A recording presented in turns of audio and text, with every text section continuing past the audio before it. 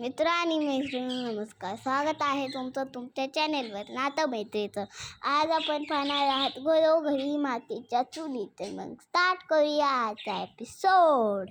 जानकी ऋषिकेश दरवाजाजवळ बसलेले असतात आणि ऋषिकेश जानकीला म्हणतो, मी तुला कसं समजावून सांगू की ती माझी आई आहे. आणि त्यावर जानकी म्हणते, मी तुम्हाला कसं समजावून सांगू की ती तुमची आई नाही आहे. आज जर तो माणूस खरं बोलला असता ना तर आजच त्या बाईचं पितळ उघडं पडलं असतं. आणि त्यावर ऋषिकेश म्हणतो, जानकी तुला कळत कसं नाही ग, तो माणूस मुद्दाम पेरला होता कारण तू खोटी ठरावीस म्हणून. आणि त्यावर जानकी विचारते, म्हणजे कोणी पेरला? ऋषिकेश म्हणतो, कोण करणार दुसरं, ती ऐश्वर्याच. त्या बाईला मी चांगलंच ओळखून आहे जानकी, पण मला एक गोष्ट कळत नाही, तू सारखं सारखं का फसतेस? आज तू स्वतःचाच घात करून घेतलास. काय गरज होती पुरावे शोधायला जायची? सांग, मला तर कंटाळा आलाय आता रोजच्या या भांडणाचा. ऋषिकेश पुढे म्हणतो, मी आता ठरवलंय की या घराचे 4 हिस्से करायचे. जानकी म्हणते, हे काय बोलताय तुम्ही ऋषिकेश? आणि त्यावर ऋषिकेश म्हणतो, आता दुसरा कुठलाही पर्याय नाहीये. आपण वेगळं राहूया, नको ही रोजची कटकट आता. जानकी म्हणते, नाही, आपण एकदा घराच्या बाहेर राहून चूक केली, आता तीच चूक पुन्हा पुन्हा करायची नाही.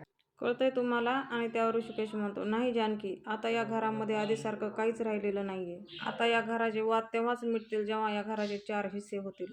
इकडे नानाच्या रूममध्ये सुमित्रा आई नानांना म्हणते, तुम्ही पाहताय ना ती जानकी कुठल्या थराला पोहोचली ते?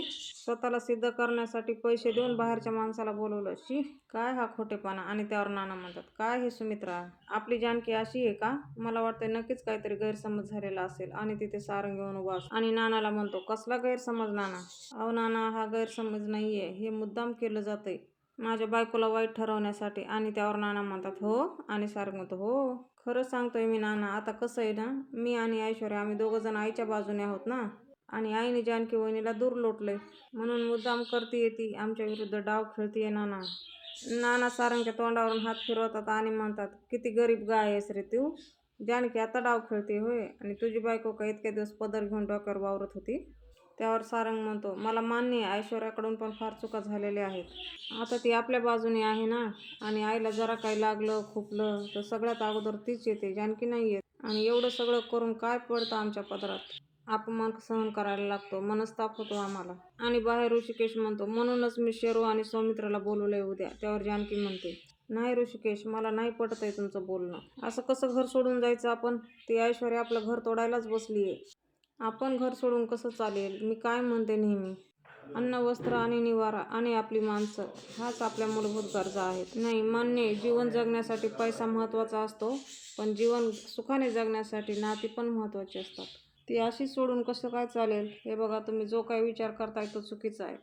असा नका विचार करू ऋषिकेश, सगळं तुमच्या हातात आहे, तुम्ही हे थांबवू शकता प्लीज. आणि त्यावर ऋषिकेश म्हणतो, हो, मी तर ठरवलंय, या घराचे 4 हिस्से होणार म्हणजे होणार, असं म्हणतो आणि मध्ये जायला जातो. जानकी त्याच्या मागे असते. ऋषिकेश ऐका माझं, असं करू नका. आणि ऋषिकेश थोडा वेळ थांबतो आणि म्हणतो, माझा निर्णय झालाय आणि ही गोष्ट मी नानाशी बोलणार आहे, तू आतमध्ये जा, मी आलोच. आणि त्यावर जानकी म्हणते, ऋषिकेश ऐका ना. जानकी बाहेरच थांबते आणि ऋषिकेश मध्ये निघून जातो. आणि इकडे सारंग नानाला हात जोडतो आणि म्हणतो, नाना, आता हे सगळं तुम्ही थांबावं, आता हे तंटे भांडणं नाहीत बघत आहेत. आणि हे जर थांबवायचं असेल तर एकच करावं लागेल, प्रॉपर्टीचे हिस्से. आणि ते बाहेरून ऋषिकेश आहे आणि म्हणतो, अगदी बरोबर आहे तुझं. ऋषिकेश आतमध्ये येतो आणि म्हणतो, उद्या वकिलांना बोलवलंय मी, एकदा का वकील आले, पेपर तयार झाले की सगळे हिस्से होतील आणि तंटे आपोआप मिटून जातील. सारंग म्हणतो, उद्या आपण दोघेच असतो, शरूताई, सौमित्र दादा, त्यांचं काय? आणि त्यावर ऋषिकेश म्हणतो, त्यांना पण मी उद्या बोलवणार आहे आणि 4 हिस्से करायला लावणार आहे. ऋषिकेश पुढे म्हणतो, पण प्रॉपर्टीचे नाही? मग नाना विचारतात, मग कसले? आणि ऋषिकेश सांगतो, आपल्या घराचे. नाना म्हणतात, काय? आणि त्यावर ऋषिकेश म्हणतो, हो, आपल्या घराचे 4 हिस्से करायला लावणार आहे मी.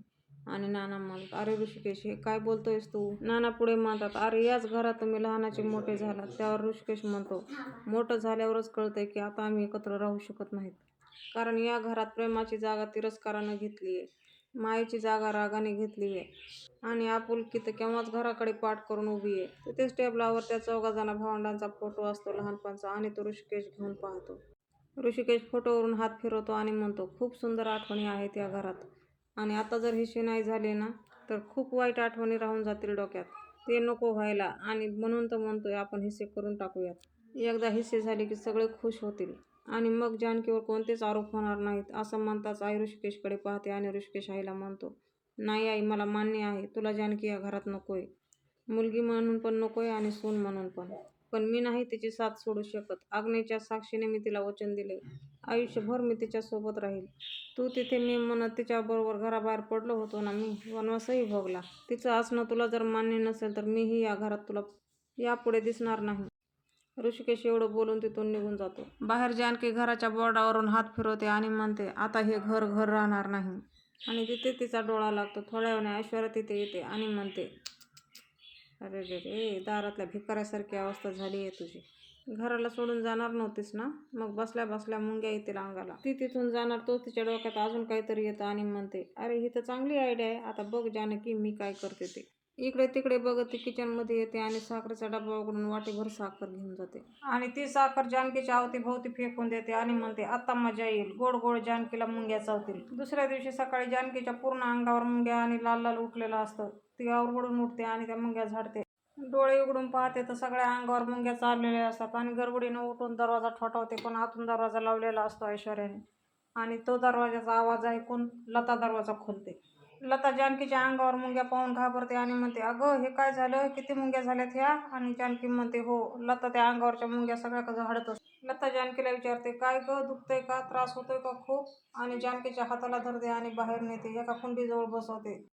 कुंडीतली माती काढून जानकीच्या हातापायाला स्वतःहून लता माती लावत असते आणि जानकी तिच्याकडे एकटक पाहत असते. जानकीचा त्रास पाहून लताला खूप त्रास होतो आणि तिला विचारते, काय गं, आता कसं वाटतंय? बरं वाटतंय ना? आणि लताच्या डोळ्यामध्ये पाणी आलेलं असतं. ती रडत असते. लता जानकीला म्हणते, अगं ही अंगणातली माती असते ना, त्याच्यामध्ये खूप ताकद असते. हो, विंचवाचं विष सुद्धा उतरवते. आणि लताला अचानक चक्कर येते आणि लता चक्कर खाऊन खाली पडते. जानकी विचारते, अहो काय होतंय तुम्हाला? आणि ती ऋषिकेशला आवाज देते. जानकी लताला विचारते, काय होतंय? आज चला असं म्हणून त्यांना मध्ये घेऊन जाते.